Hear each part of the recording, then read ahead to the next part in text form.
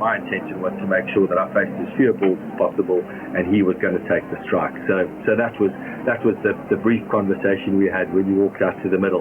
But to be fair, as you say, when you think about and you describe the emotions of the day, and clearly there must have been a massive din going on around the ground, but it was, in my mind, when I walked out, it was absolute silence under that helmet.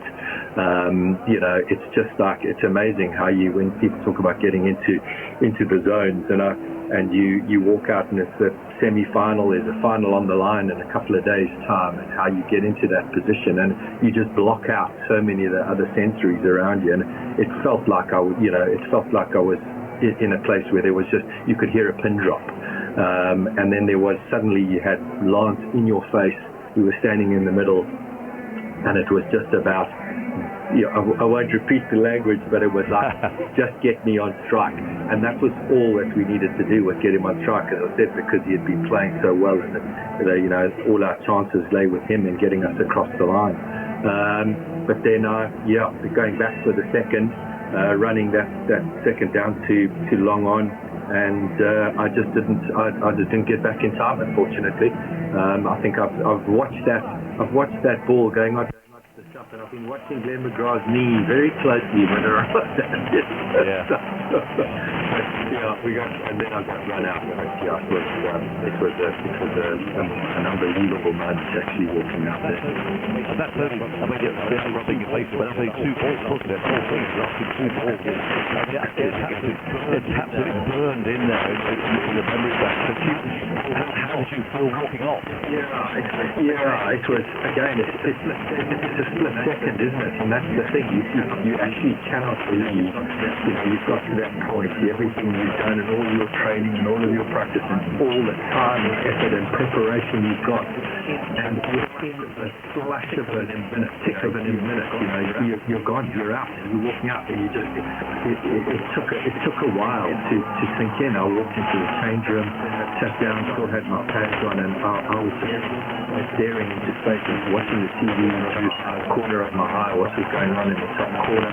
I can still picture Churchill standing in the corner watching the game. There were a couple of players that I think in the change room watching it unfold, and it was like a second, and you just can't feel it a while to think back through working out how quick it was, and I've watched that run, and should have run faster. There were so many things go through your mind, but it's so quickly, I guess it's ridiculous. Absolutely. So Alan Donald's run out. Game's tied, but obviously you effectively lost that semi-final. Do you remember what those minutes were like? What did Hartford on the play, for instance? It was, as I said, it was one of those where you went to the change room and watch it unfold. The change room was just dead silent. People, I don't think they could believe what they had just witnessed out there. We had won it effectively. Lance had smashed those first 2 balls for 4 and 4, 8. We needed 1 run, 4 balls. It was, and then we saw that point blank miss by Darren Lehman, where AG sort of just wandered out of his crease. Also probably a little bit headbutt and stuff, and just that's probably we're going to win this now. It was there, and we just watched it unfold in front of us. It took a while. It was probably like forever, but it was probably 20 minutes or so before Cooma and Hunty came in. We got everybody together, just standing up, in a circle, trying to reconcile with what had gone on in front of us. I don't think it was quite difficult not coming where we were going in. I think everybody was just reflecting on their own, what had happened just in front of them. And it was unbelievably difficult to swallow. It was incredibly difficult couple of moments, but he got us all together, said a few words, and we sort of broke up, and then 1 or 2 of the Australians came through into the change room. The rest is history, as they say, really. Yeah. Are you surprised that history still lives on? Are you surprised that we're talking about it here? All these years later, as South Africa play another final against Australia. It's interesting because you're right. It's a game. It's a game. I think so many people continue to remember, especially with even the headline, even the headline. ODI Masters, it's an incredible game. The game at the Bullring in Johannesburg, in the finals, it's got its own life, and I don't know, maybe it's the quality, I don't know, given the quality of the players,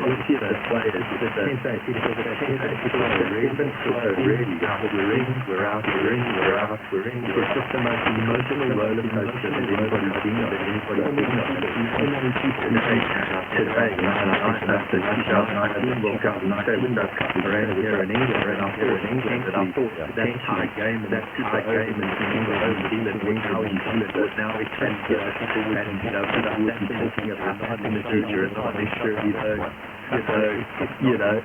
not, it's still here, but I think it will forever be remembered, particularly when we play, South Africa play Australia all the time. It was the most unbelievable game to be involved in. The quality of the cricketers, when you look at those two scorecards, it's unprecedented when you look at the players that are in each side.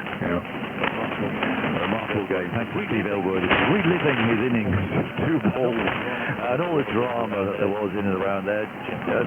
Jeff, I think you were too young to be there. I wasn't there. I was probably, it would have been middle years of high school, but I remember it quite vividly. It was the last night of term, and so a whole bunch of my school friends were all around watching it about 3 or 4 in the morning, whatever it was. And I remember the whole room erupting with teenage boys jumping up and down and hollering and climbing on each other and sort of carrying on in the way that you will at 4 o'clock in the morning when you see one of the most extraordinary finishes you'll ever see. Yeah, I mean, how much of that do you think is down to the fact that it actually was a World Cup semi-final? I mean, if that was a one-day international play, in Edgbaston in just a normal bilateral, I know it would have been a great game, and obviously we're talking about it, but the fact it's a World Cup semi.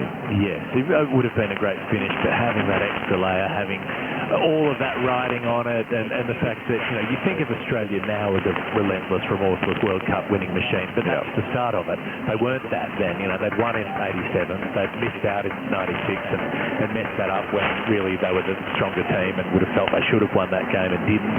So there was an unfinished business sense there, and to get back to the final in 99 was hugely meaningful. Thank you, sir. We will hear you shortly, no doubt. Let's see if South Africa can break that duck. Here under the night sky in Calcutta, they've got to have to bowl well. They have to bowl Australia out. There's little doubt about that. They need 213 to win, so the rate required is only just over 4 runs per over. The pitch is not an absolute belter. This is not a road by any means. It's slow. There's some turn. And it's not a run machine as such, but even so, 213 doesn't seem to be enough.